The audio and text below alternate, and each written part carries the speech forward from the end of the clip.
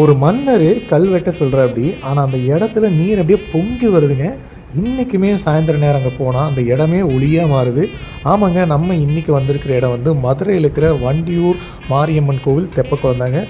இது வந்து 17ஆம் நூற்றாண்டில் திருமலை நாயக்கர் ஆட்சி காலத்தில் மீனாட்சி அம்மன் கோயிலுக்காகவோ இல்லை நாயக்கர் மகாலுக்காகவோ கல்லெல்லாம் வெட்டும்போது இங்கே அப்படியே இயற்கையான நீர் வந்து ஊற்று அப்படியே வெளியில் வந்திருக்கு.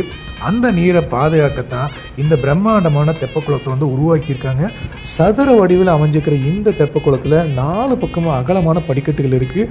மைய மண்டபத்தில் ஒரு சின்ன விநாயகர் சன்னதியும் நந்தவனமே இருக்குங்க. பகல் நேரத்தில் ரொம்பவே அமைதியாக இருக்கிற இந்த இடம் இரவு நேரம் ஆக ஆக ஏகப்பட்ட கடைகளும் மக்களும் இங்கே அப்படியே ஒன்று சேர்றதை பார்க்கும்போது ஜெகஜோதியாக இருக்குதுங்க இந்த இடமே. திருமலை நாயக்கர் காலத்திலிருந்தே இங்கே வந்து தெப்பத் திருவிழா நடைபெறுதுங்க. அதில் மீனாட்சி சுந்தரேஸ்வரர் உற்சவ மூர்த்திகள் தெப்பத்தில் தெப்பக்குளத்தை சுற்றி வருவாங்க. மதுரைக்கு போகிறீங்க, கண்டிப்பாக இந்த இடத்துக்கு போயிட்டு வாங்க.